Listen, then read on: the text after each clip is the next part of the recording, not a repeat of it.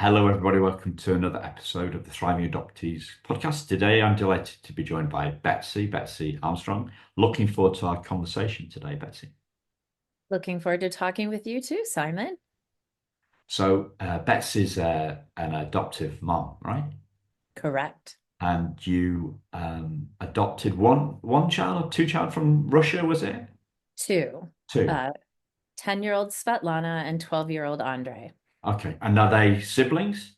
Yes, they're biological siblings. That's the only way at the time they would let you adopt two at the, Um, because of sibling rivalry or, having the kids had to have an established relationship if you were bringing them together.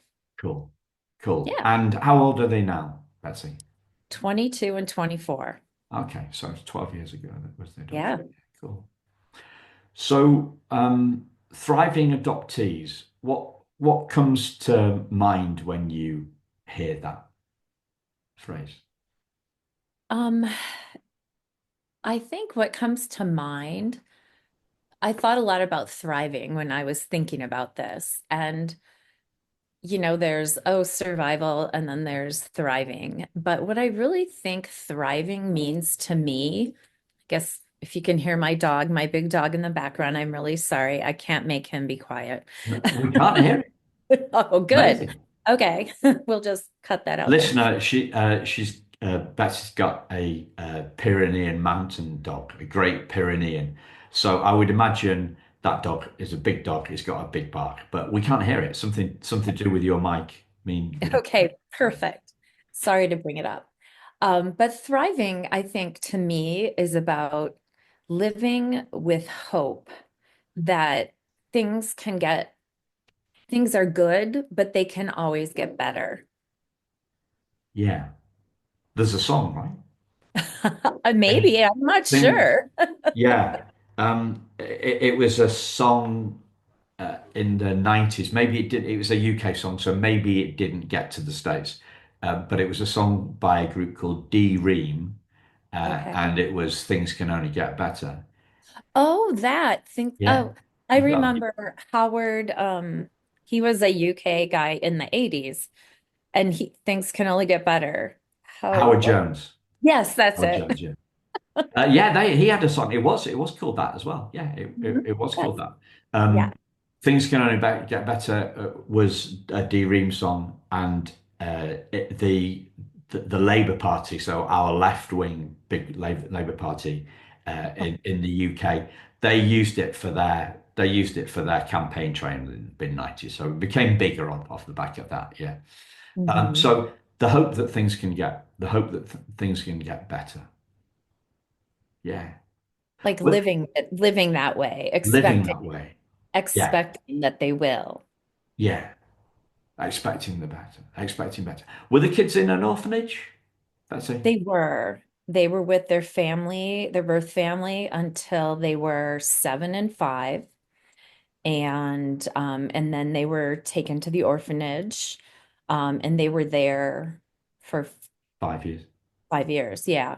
And so yeah, it was interesting to me that they thought the orphanage was, well, at least there was consistency there and they knew what to expect. Oh, now we're going to school, now we're getting fed, now I think their early life was quite chaotic. So that was Yeah. you going to the orphanage. A lot of when I think of going to an orphanage, I think of Oliver Twist and just how sad that must be. But actually, I think for my kids, it was a good thing. Yeah. I helped them calm down and see that life wasn't going to be quite so chaotic Yeah. anymore. The kids are like routine. Yes. Yeah. Especially. Mhm. So, um, when you talk about living in hope and living in the hope that things get better, Mhm. what do you think gets in the way of that?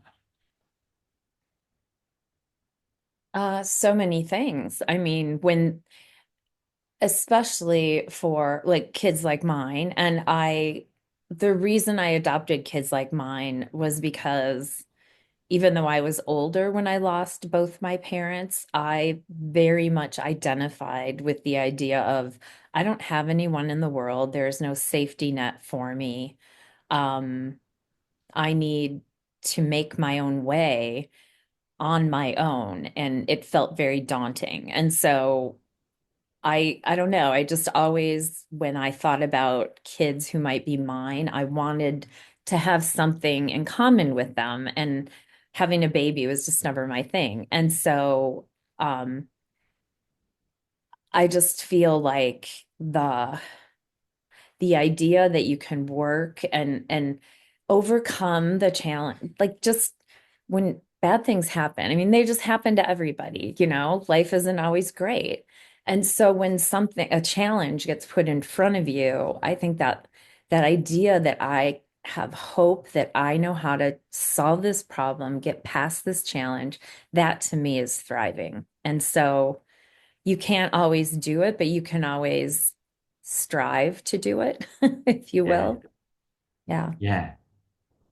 Striving to thrive. It sounds, Yes, it, it exactly. sounds, I it mean, sounds, it sounds like a lot of work, doesn't it? it does. Yeah, it, Yeah, it, it but I does. think the passivity of hopelessness, it's the opposite of that. It's the action orientation to, okay, this isn't a good situation or I don't like what's happening to me. What can I do to flip it? What resources do I have within me to pull myself out of this situation? Yeah. Have you had to dig deep to find that stuff? Oh, very much. Yes. I mean, for me personally, when my mom died, I was 23 and she was 46. And she had been married a second time. So I grew up with a stepdad and my mom, two stepbrothers and a brother, all older than me. And when my mom passed, my stepdad completely disinherited and disowned me. So much like an orphan, I was homeless. I had no parents, I had no family. And that was a time in my life where I just look back and go, oh my gosh, I just was really low. Yeah, And and something about, okay, like I can't, what am I going to do? I was lucky that I had a full-time job. I had an apartment. I lived, on my own. I had owned a vehicle so I could get to work. And thank God I'd gotten myself into that position when things hit, or, I might have been a 23-year-old homeless person without a job and living on the street. Um, because that was the first kind of hit in my life where I was like, wow, I am alone and I have to figure this out. And so I was very low, and yet, there was just something in me that now my dog's going to bark and we can hear it. I'm going to shut the door because he'll probably try to burst in if you don't mind. Is that all right? that's all. That's Sorry. fine. While Betsy's doing that, listeners, I don't know if you've heard what's going on in our background, in the background here. So my wife's just feeding our two dogs in the next room, and so the bowls are clanking and everything's going off. So, but I don't think anybody hear that either. So these microphones on these computers uh, back don't pick up stuff that's further away. So yeah, something within you. Mhm. And I think part of it was that I took care of my mom when she was dying, and she talked about her regrets a lot and all the things that she realized she wasn't going to get to do. And to me, that seemed so tragic. And so that's, I think, what sort of turned me to, okay, I could be hopeless and just give up, or I could think about the things that if I'm going to die in a year, in 5 years, in 23 years when I'm her age, what do I want to sit on my deathbed and think, like, do I want to go, oh, I should have done that. I should have written the book. I should have run a marathon. And so it just kind of set me off into a life of a lot of intentional action, which I also think is part of thriving, is that, taking action with intention, is a way of really living a meaningful life and thriving. Yeah. So, what challenges have, I mean, bringing two kids back from Russia, right? Mhm. I'm guessing there's a language challenge, Oh, yes, we had and many there's a whole, yeah. challenges. I So, didn't, yeah. yeah, what, what, what challenges, what have been the main challenges for you, or what were they back in the early days? Um, well, I think the main challenge was managing myself and my own nervous system, if you will. Um, when we adopted, well, first when we entered into the whole adoption arena, I'd say, we had a failed adoption with a Ukrainian set of siblings.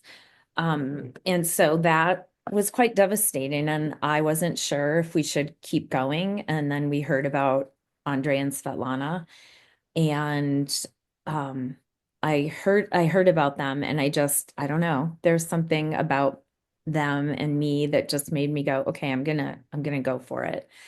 And so along the way, I mean, while we were in the process of adopting them, um, the situation with Syria and Russia and the US was developing. And so there was a chance that Russia was going to shut off adoption.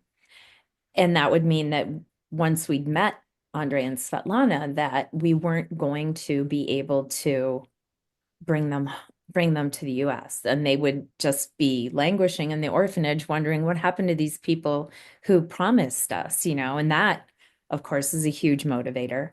And then as paperwork and we finally got our court date and we go to Russia, um, the Russian government seized on some facts in our home study, and they put me through an entire day of medical exams in a very small Russian town, where I wasn't sure about the hospital, the doctors, and one of the doctors assaulted me while that was happening. And so, it was the court process in Russia for me was very much a decision. Every single moment felt like a decision of, am I going to keep going with this? Am I going to keep trying to bring these kids back with me? And with every challenge, it just sort of made my resolve even steelier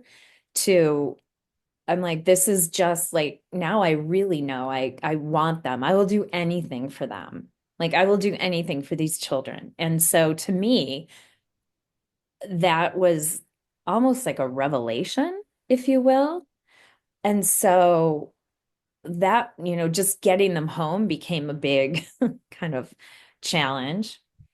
And then once we got them home, there were just so many things. The language was one, trying to figure out what grade they would be in American school, especially because they're older. So, and they couldn't read. And, Andre was 12. So he would have been getting close to going into what we call middle school. So we kept them back a year to try to help them with their language and reading um, and that, I mean, the language, I couldn't believe how quickly they just picked it up. And, Svetlana was like a little mimic. She would start using really long words and going, wow, how did you even know that word? Yeah. So, so Can yeah. I, you talked about, you used the word, a big word. that I like a revelation. So, what was it that was revealed to you about you through going through that process? Well, I think because of my family of origin, I never thought I'd be a mom. Then when my mom died and I thought, I'm not going to live long. I'm not bringing a kid into the world and then abandoning it when I die young like my mom did. I know this isn't rational, but these are the things that were sort of going through my head. And and so when I turned 47, which was the age my mom never got to be, is when sort of the kid thing went off in my head going, I'm going to regret it if I don't at least try to have children. And I didn't want to have them biologically. I couldn't at that point. So adoption was the way to go. And I think just each,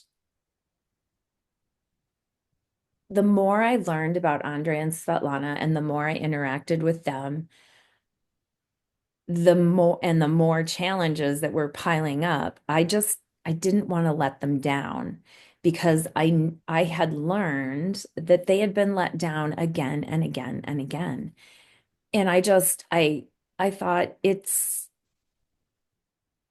in order to really give these children hope and help them thrive, I've got to do this. And so I think that was just it. I had not necessarily fallen in love with them, but I bonded with them enough to want to help them and to look at them and go, I can't just leave them here where, this is probably their last chance. They're 10 and 12. People generally don't adopt kids that are much older than that. And so I just felt like this was their last chance and I wasn't going to blow it for them. It Yeah, wasn't going to be because of me. yeah. What's coming to me, and it's something I've seen before, and maybe I've experienced it myself. I don't know. It is this the there's a notion that resilience is like, um, or if we say resilience is like emotional strength, and emotional strength is like physical strength, you know, that it's strengthened, it's built, Yes. and that's the perceived wisdom. Mm, In my view, it's not strengthened; it's revealed. mm, So we see the strength. We don't build strength. We see our strength for that we hadn't appreciated before, right? So it's something that was always there, but it was uncovered. yes. Yeah. Yes, absolutely. I And agree so, with you. and why I'm laboring that point is because I want it to become like we're trying to share your learnings here, right? And I'm just putting a magnifying glass on your learning, and I'm sharing my perspective on your learning because you had it right. You talked about it, a revelation, and you talked about there was something that just kept you going. Well, that's our resilience, and the reason I'm talking about it is because I'm trying to help the listeners see their own resilience for themselves. Yes. Yes. We have it in us. We do. We have it in us, Mhm. and but we don't always appreciate it. Yes. We Yeah. don't always appreciate it. And we don't appreciate it at the time. We're not very good in our Western culture, because we're not very good in this in Britain either, is taking a moment to reflect back after the event and seeing, oh yeah, so what was that got me through? Okay, right, and we kind of move on to the next challenge, and we don't kind of give ourselves any credit for the strength that we've seen within ourselves. Um, but we have seen it at some level.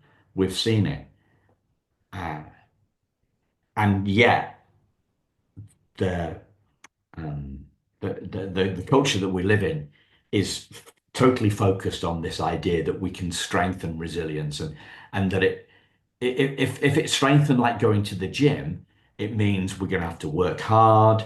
We're going to have to wait for it, right? We're going to have to Mhm. pay time and money to do it, Mhm. and that's what people selling resilience as a skill do, right? They know that sometimes we feel lost and that we don't feel strong. And so they say, well, I feel like you did until I learned, and I was just like you until I learned these simple, and I struggled for years and years. And if you spend this time and this money with me, then you too will be resilient to me. There are seven secret songs to secret science to resilience, right? Mhm. And Yeah, and yeah. that lives that just leaves us feeding, thinking that the wisdom is out there, thinking that our strengths are out there, and we have to pay somebody else and spend time with somebody else to do that. So that's why I'm shining a big spotlight on Mhm. resilience Yeah. because we just our own resilience we just don't appreciate it as much. I agree with that, that it's a lack of almost celebration of the strength that you showed. I mean, I know what happened to me during the adoption revealed my grit and what I was, willing to just push Yeah, through in a way. But it took me 12 years to write a book about it. And it took me a long time to even realize that that particular challenge, the medical challenge with the doctors, was a challenge. If and that it taught me something. I don't know if that makes sense. It took me a while to realize that that was something that really shaped shaped me and the idea that I could be a mother. Like this is what mothers do. They sacrifice for their kids. They do, like they will do anything for their kids. I mean, I think my mom was like that with me and not as much as I would have liked sometimes, but hey, you get what you get. And and yes, I do think that our resilience is in there, but I also want to challenge you a little bit because I think that good. we have to we do have to have like bump up against the challenges to have it revealed. Like when life is super easy, I married a man who I sort of jokingly say is the least traumatized person I've ever met. He has just got a great family. They all like each other. They love each other. It's really something. And he's incredibly intelligent, very successful, thrived in a lot of ways. And yet he it came a lot easier for him, and I don't know why that is. So I think for me that having the childhood I had where I did have to get in touch with my grit and like, learn. I mean, I became a marathon runner. You run through the pain, you like, you have a goal and you go for it and you work for it. And and I think that it is possible to develop resilience. I don't know that it's in a book. It's a very personal journey, like each of us has to figure out where our areas are to develop or to like what the challenges will be in our lives that are going to bring out those strengths. Does that make sense? Yeah. So you said that you wanted to challenge me, so go for it. What is there a question? What Well, no, I think that am I saying it to am I saying it too singularly? Please. what I was challenging was simply you were saying that it's outside of ourselves, or that I think sometimes the things that are outside of ourselves are what teach us what's inside of ourselves. I'm not talking about a book necessarily, but I'm talking about experiences. Yeah, um, I think resilience is within and Hmm. it's revealed without. Okay, It's and I think, inside. It's an inside job, and yes. I think external challenges help us see our internal resources. Okay, then we agree. Okay, cool. I Because thought you were saying that you couldn't find it, like outside at all. And there's times where I mean, I've gone to therapists and they've get helped me find the insights that led me to believe I was a resilient or thriving person. yes, so and I think an external mirror or an Yes. external question can and somebody asking ourselves about it. We tend to be in the West our own worst critics. Totally. So an expert, a therapist, a counselor, even a friend can point us towards the strengths that we haven't appreciated in ourselves. You know, um, a mentor of mine says it's hard to see the picture when we're in the frame, right? So there's that. Absolutely. So the other the other word, the other adjective that's coming to me as we talk is persistence. Mm, yes. Um, it, is that is that a big theme for you? Is there another? If you reflect back on yourself, Mhm. we've looked at resilience. We've kind of explored that. I'm Mhm. suggesting now persistence as a next avenue dis to disappear down to converse about. Is there something else? Is there another theme that is closer to your heart or closer to your truth? Um, Persistence is definitely a theme in my life. And I became a runner in high school. And when my mom died, I decided to run my first marathon. So at first it became this physical, like, okay, I'm gonna, you talked a little bit, I'm gonna train, I'm gonna run 6 miles and run 8 miles, and then I'm gonna keep going. Oh, the dog is right there. General, go, go, go, go. I'm Go sorry. I live in a zoo. What can I say? Um, so running a marathon for me became this almost like a talisman of, if I can do that, what else can I do?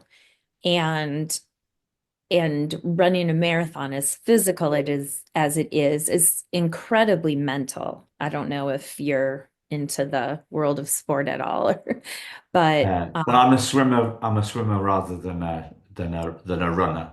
well, But there you I go. don't swim for more than like I swim a lot, but I don't swim for. Well, it takes. How long does it take you to run a marathon? What's your PB on My personal best is 3:29. 3:29? 3 hours and So 20. that Pretty sounds good. pretty good to me. That's like I have 8 never swam for 3.5 hours, right? Do you know what I mean? I swim for like thereabouts. half an hour, 50 minutes, like 45 minutes. Yeah, but I don't. But that's good, and for me, I always liked having a a goal and devoting myself to this goal. And so I think though that idea, I never wanted to just, oh, I'm going to go run a 5K, for example. I wanted to do a marathon and an ultra marathon. When I started doing triathlons, I didn't want to do a sprint triathlon. I wanted to do the Ironman. I just, for whatever reason, that's just how I wanted to do big things. This idea of no regret and making sure I always did the biggest most that I could do was very much a theme in my life. And so the persistence just developed. Um, and it was there even before my mom died. I mean, I put myself through college and grad school by working full time. So it took me 7 years to get through my undergraduate studies. It took me 3 years to get through my graduate program.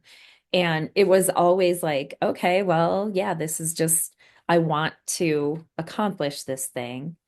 So I have to apply myself and I can't take my foot off the gas. Or if I do, it's intentional and I know I'm coming back. Writing a book is the same way. Yeah. It's like it's a persistent effort. Adopting children that, you start in January of one year and you bring them home in October of a whole nother year. Wow. So it's yeah. So what have you learned about resilience and persistence since bringing Andre and Svetlana home? Um that well, the idea that, you adopt kids or have kids and my parents were very much like, "Oh, you're 18, fly off, little birdie, and take care of yourself." And it doesn't work that way. Like they're here forever. They're in my heart forever. This family that we've created is not it's not going to disintegrate. It's always going to be here. And it's a legacy in a way. It leads me to that by continuing and continuing, it's a beautiful thing. I mean, it honors my mom and my dad in a way that me just running a marathon never could. Yeah. You talked a little bit at the top about managing, or maybe 10 minutes in or so, about managing your own nervous system, I think you said. Is that Mhm. what you said? Yeah.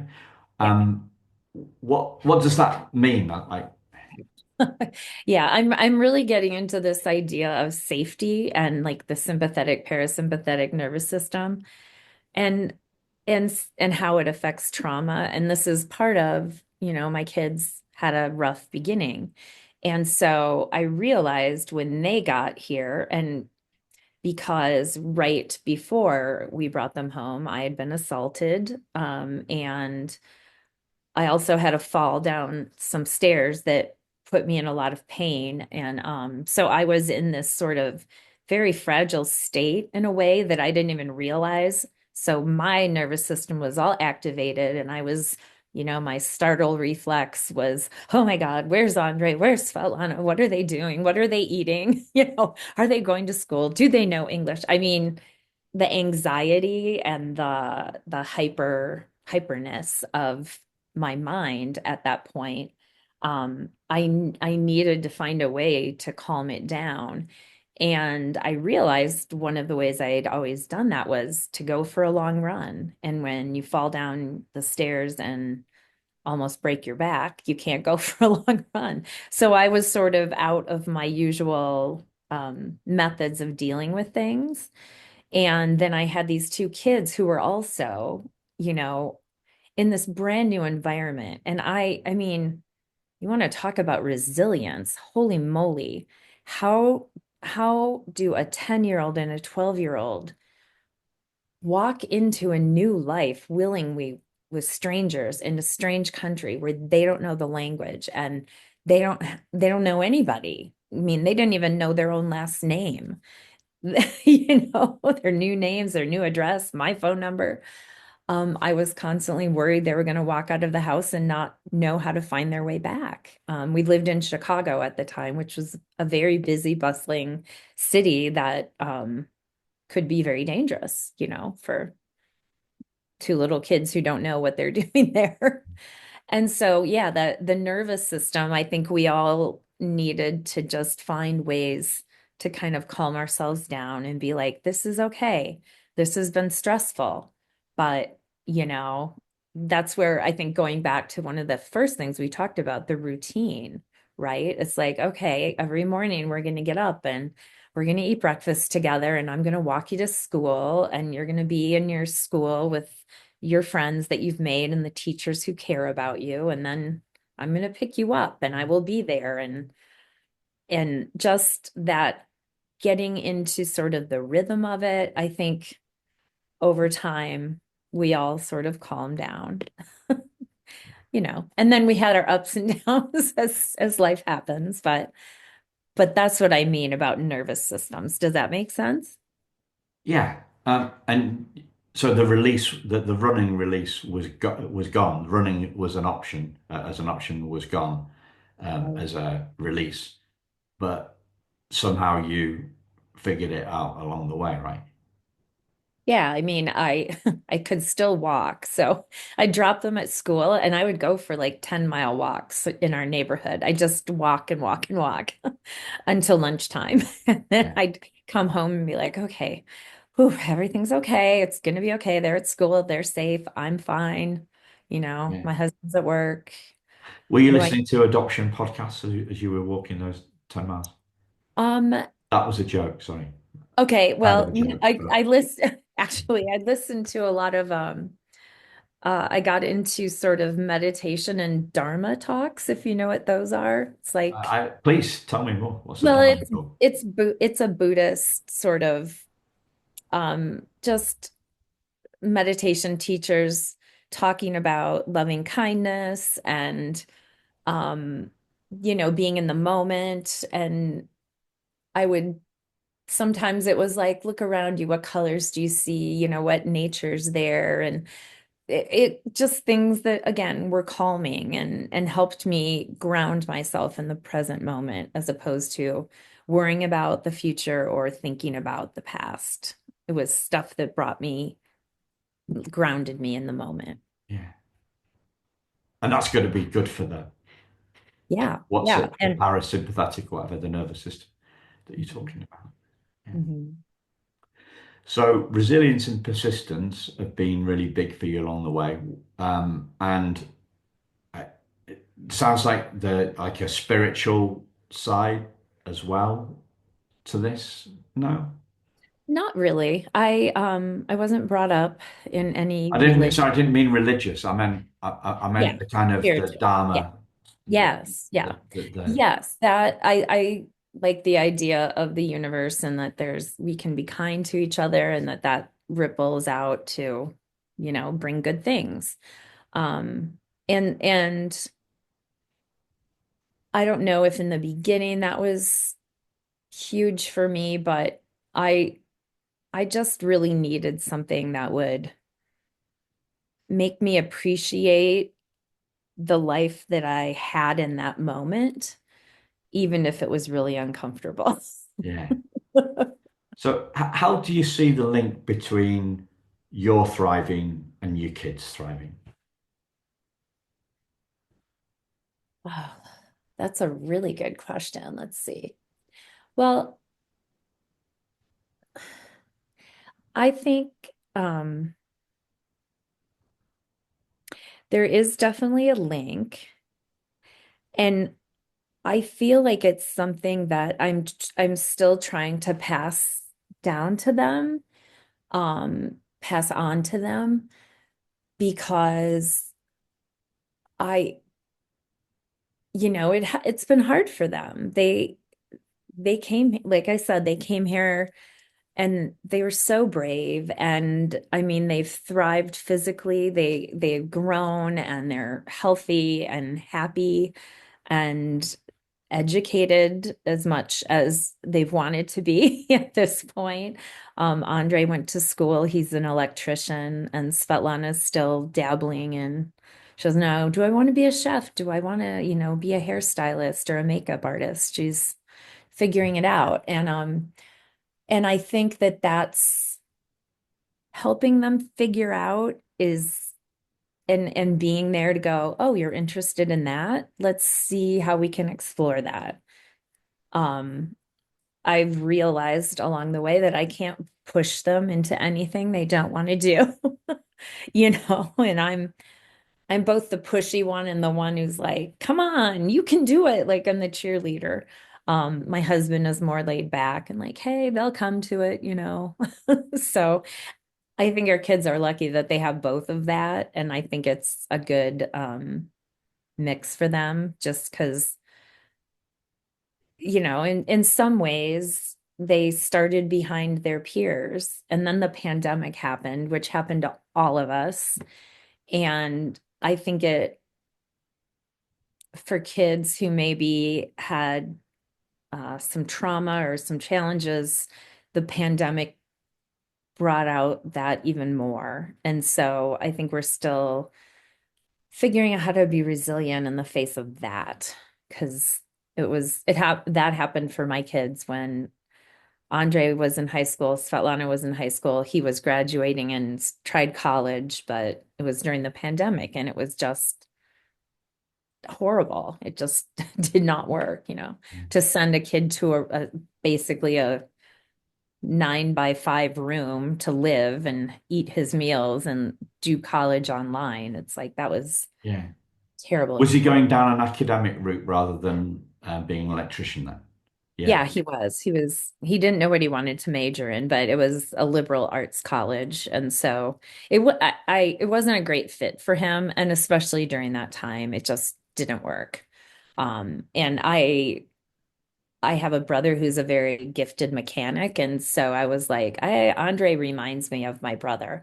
I think Andre is going to be really good fixing things Yeah. and he is. So he's found that. And those there's I don't know, we don't have liberal, I don't think we have liberal arts as a theme in um, there may be an University. equivalent in university in the UK that I'm unaware of, but it seems to me that the trades, the mechanics and the electricians are in incredibly short supply here in the UK, and I don't know what it's like in the States. Absolutely. Yeah. But there are lots of people with uh, degrees in subjects that are a bit like sound a little bit like liberal arts who are working in coffee shops, right? Because they Yes. can't, they've been sold a dream, and it hasn't kind of worked out, right? They're doing lots of graduates doing non-graduate jobs. Exactly. Yeah. And that's what's exactly happening here in the US. And so I was very happy when Andre's like, I think I want to do that. And um, it was so I think that's part of helping them thrive is just kind of taking not pressuring them so much, like a lot of I think it's a very American sort of, oh, we're gonna succeed, and you're gonna go to college and graduate school and be a doctor or a lawyer, or, some lofty profession. Well, not everybody can do that, and not everybody wants to do that. And the world needs these other things too. And s- and I will say this that I grew up with a dad who grew up during the Depression. And so he was very scrappy and practical. And, when I told him that I wanted to go to liberal arts school and be a writer, he was like, no, no, you're not doing that. So I became a pilot because that was like something my dad could conceptualize, and I hated it. But anyway, I didn't want to pressure and push my kids into like making decisions. I'm like, you're 18, you're 20, you're 22. You're probably going to change your mind about what you want to do in life. I like that's just how life works, in my opinion, and you evolve. And so, what can I do now to help give you skills that will lead you to a profession that will help you support yourself and be something that you actually enjoy? Because that to me was important as I went through my education after my parents were gone and felt like, okay, now I can study whatever I want, but I still need to support myself. Do you ever fly to the UK? Were you a pilot do long No, haul or anything like that? I went to 1 year of pilot school, so I have a private pilot's license, and I decided it was really boring. Like taking off is amazing. You feel, oh, I'm flying, right? And then you're just driving a plane around. And you can't just park it if you have to go to the bathroom, like you have to, it's a very complicated situation to park a plane. And so I just decided it wasn't my joy. It didn't give me the freedom that I thought flying would give me. And so then I switched to food science, and Right. that's what I ultimately graduated in. And I sold pharmaceuticals and Yeah. food and That's it. candy. So, So before we bring it in, we've talked about resilience, we talked about persistence. Is there another theme that you'd like to explore, does that kind of sum it up? And does it feel like a good place to end? um, the only other thing that has really played a part in my life, and I've mentioned it a few times, is just the idea of regret. Um, one of the careers I had after food science, I went to grad school to become a counselor, and I worked in elder care. So I talked to a lot of older people, just like I talked to my mom when she was dying, but she was young. And I always was fascinated by the idea of regret and how to avoid it. Um, Talking to these older people and talking to my mom, when you realize that you wanted to do something or that you wish you had and you didn't, um, I think that's a really important thing for people to keep in mind, is that we don't know how long we have, and if there is something that you like your soul wants, you have to go for it. And that's I Yeah, just feel that's and I try to tell my kids this too. It's just like it's I don't know, it's made my life, I feel like, really exciting and fun in a lot of ways, and hard, yes, and challenging, but it's given me that I feel like if I set my mind to something, I can do it. I yeah, don't I don't know what it will be, but I can do it. And I want everyone. I want my kids, but I really want everyone to feel that. We have so much more power than we think we do. yeah. I'm just going to finish off. I totally agree with it. I just want to finish off with a funny story about this because you talked about it taking you 12 years. Did you say 12 years to write your book? Yeah. Yes. Um, so this is me listening to a coachy guy and a question with a live audience, right? And this guy puts his hand up and says, I've wanted to write this book forever. It's taken me seven years, uh, and da, da, da, da, and I feel and the big problem around this time, right, about how long it was taking, and the guy said, well, the coach guy, this guy called George Pransky, he said, yeah, I'm not sure if there's a real problem here. I think maybe you just are underestimating how long it will take you. Yeah. and, That's so perfect. and then the guy was, oh, yeah, I'm sure he saw something there, but I would imagine, right? I would imagine a but came in off the back of that, right? So we have these moments of clarity when we see the truth, and Mhm. and then the inner critic or the yeah buts kind of start in again. But yeah, cool. Is there anything else that you'd like to share, Betsy? As always, listeners, check out the show notes and find out about Betsy's book, right? But is there anything else you want to share? Don't think so. You're just really interesting to talk to. I love these deep, thoughtful conversations. This is Yeah, great. Yeah. yeah, yeah. Well, that's what we do. Yeah. That's Well, what we thank do. you. We find that because the wisdom's kind of deep, right? Yeah. We Well, have to dig pretty deep. We don't mhm. do we don't do superficial. No, that's not my way. Yeah. Thank you very much, Betsy, and thank you to listeners. We'll speak to you again very soon. Take care. Bye bye. Thank you, Simon.